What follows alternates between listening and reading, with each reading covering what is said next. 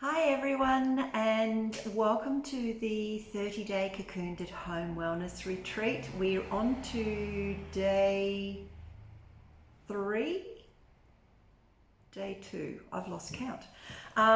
Anyway, welcome to all the new people in here.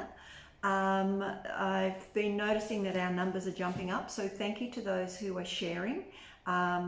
It's a really good way of looking at what we can do ourselves, improve our health in this next 30 days, and certainly work with improving our environment that we're stuck in, because we are literally confined to our house. So we just need to make it the healthiest place for us to be confined to. Now, there's 5 essentials that I would actually say with our health. Water, which we covered yesterday.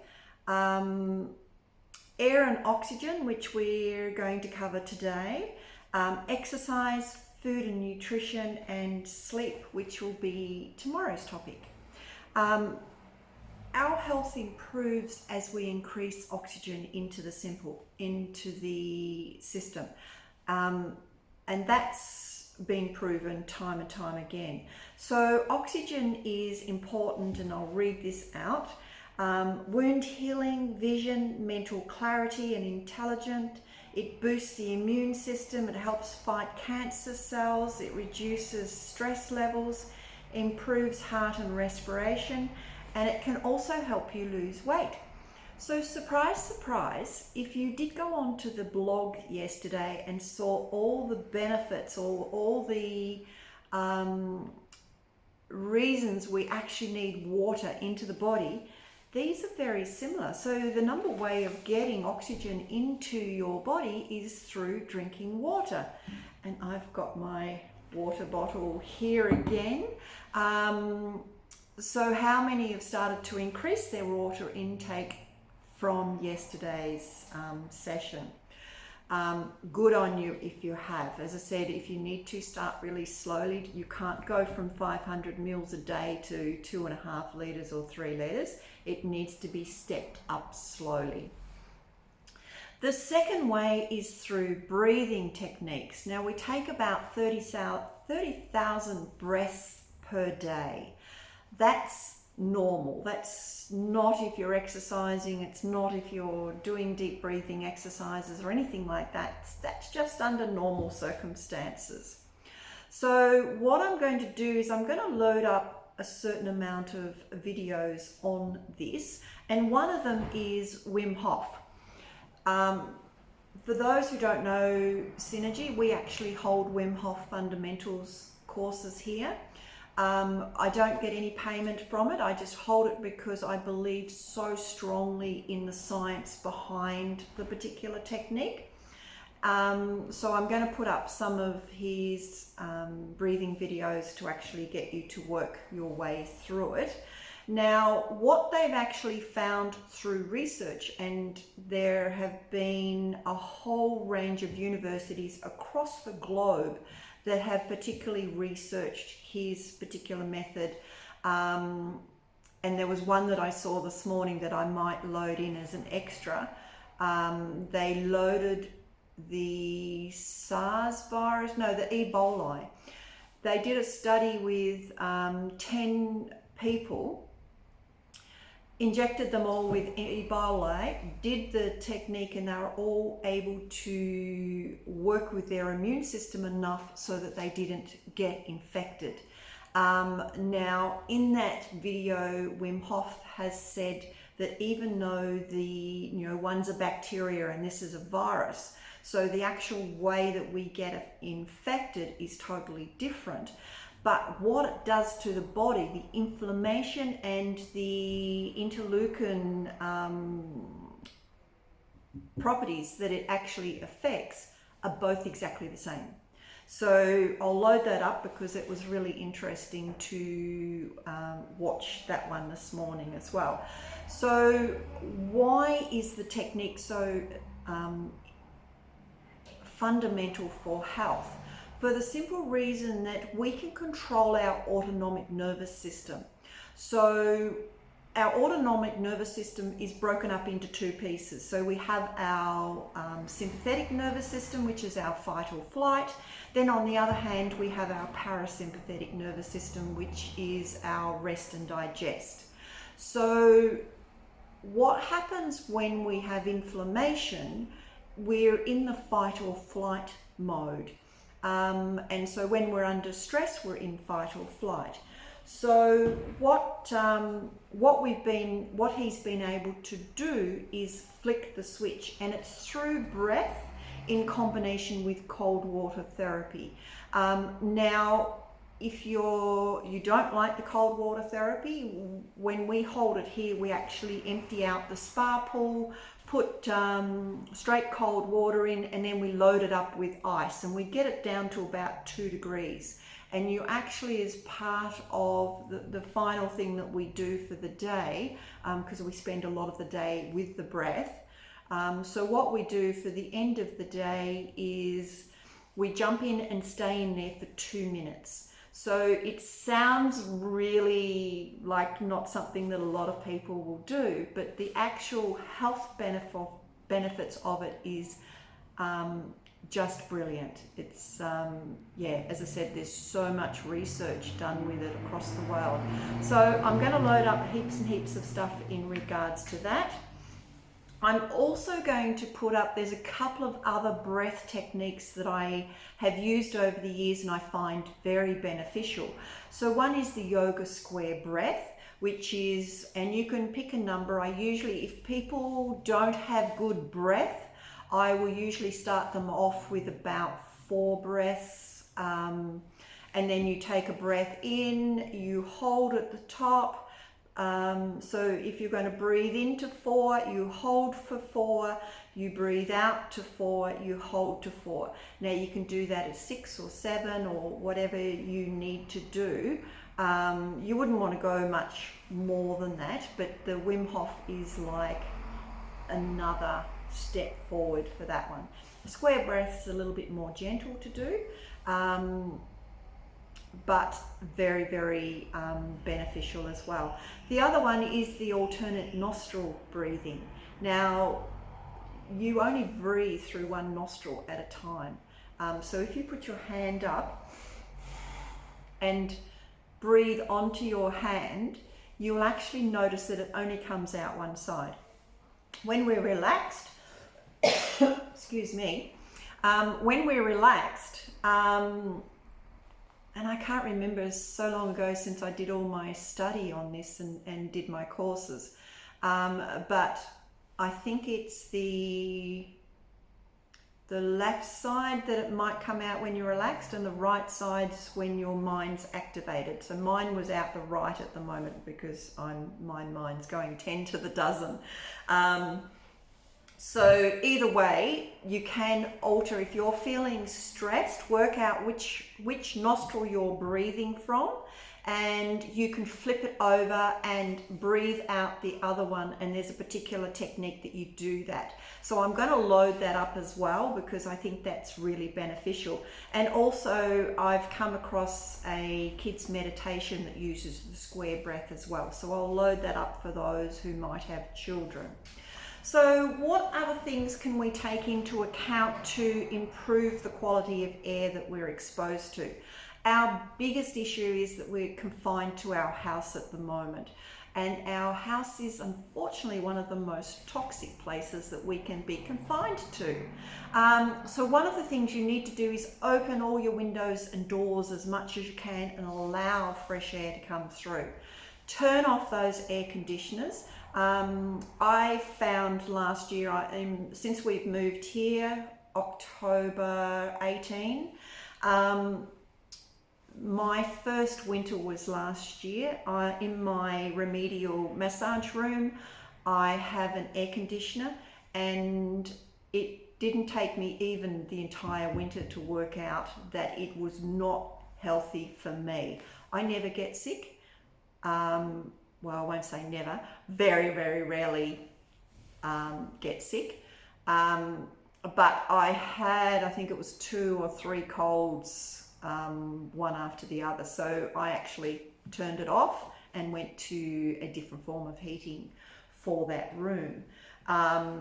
So yeah, you need to be really careful. And the reason for that is because unless you're cleaning your filters a lot, but the filters won't clean out a lot of the, unless you've got special filters to clean a lot of the nasties out, you're just going to recycle that air in through and constantly be breathing it in. Air fresheners, avoid them as much as you can, particularly the synthetic horrible stuff that they sell at Kmart and supermarkets and things like that. They're cheap, they're nasty. If you're going to make your own, make them out of essential oils and use them like a spritz. But don't use the traditional air fresheners anywhere. In fact, you shouldn't use sprays of any sort. So no aerosols and nothing that has a spray. So this is in your cleaning. Under deodorants should never be a spray, because everything that you spray, you're breathing it in. It's one of the reasons at Synergy we don't recommend spray tans. Even though they can be completely natural, you're breathing it in molecule sizes that your lungs don't know what to do with. So you'll create major issues. So whatever you can, be careful what you're breathing in. Avoid cheap paraffin candles. Go for soy, go for beeswax, or even I believe coconut oil. You can get coconut oil, coconut candles now. Really important to have good quality candles if you're going to be lighting them in the house. Salt lamps, our beautiful salt lamp behind us. We have salt lamps in all our treatment rooms, except for probably the 2 rooms downstairs we don't, our waxing and our facials, but definitely all up in the day spa. It helps to remove odors, but also the main reason that I've put them through is because it changes the ions. Positive ions are not good for our health, so it actually changes the positive ions in a room into negative ions, which are far more beneficial to us. But if you've got a large size room, you need large size salt lamps. Don't think that you can get away with a tiny little salt lamp and then it's going to affect your doing what it's supposed to do. Diffusers with essential oils and mists are all fabulous. When we yawn, it's a way of showing us that we're not taking in enough oxygen. So if you start yawning, just focus on your breath and just see what it is that you're actually doing. Because when we're under stress, we're very much under very shallow breathing. And I will go a little bit more into that when I get into the posture and some of those aspects of our health. I might have to pull someone else in and show you how to check whether you're activating your diaphragm correctly in when you actually breathe. Okay, so what else do we have? When we have our morning breath, so when we get up at the morning and we've got that horrible breath and our tongue can be a little bit yucky, particularly when you're detoxing, you'll notice that a little bit more. But the reason we do that is because we are expelling all that toxic air, because overnight we actually heal and repair. And so we're removing toxic waste out of the body so much more. So it's important to do deep breathing first thing of the morning. And if you have a tongue scraper, use that. It's absolutely brilliant. I have an amazing one that I use at home. So what else? Furniture. You don't realise that furniture is absolutely covered with fire retardants, and so are your curtains and other bits and pieces.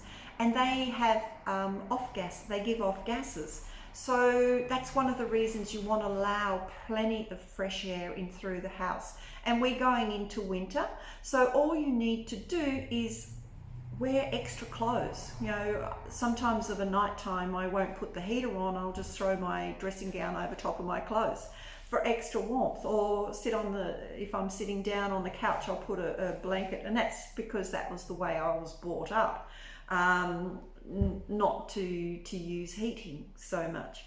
But yes, just be aware that you want as much fresh air through the house as you can.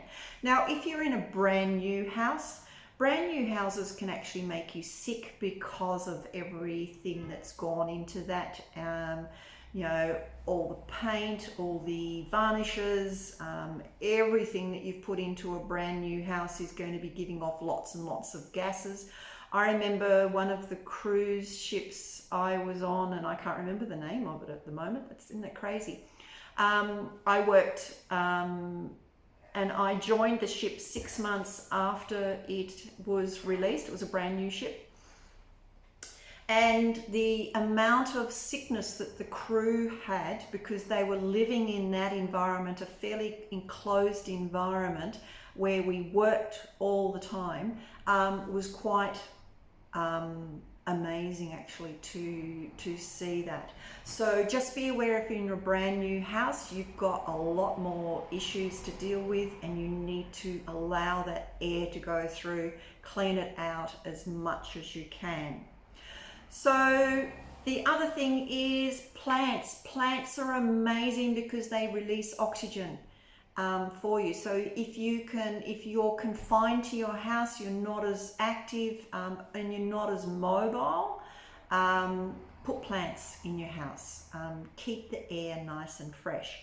So action steps today, I've got 2.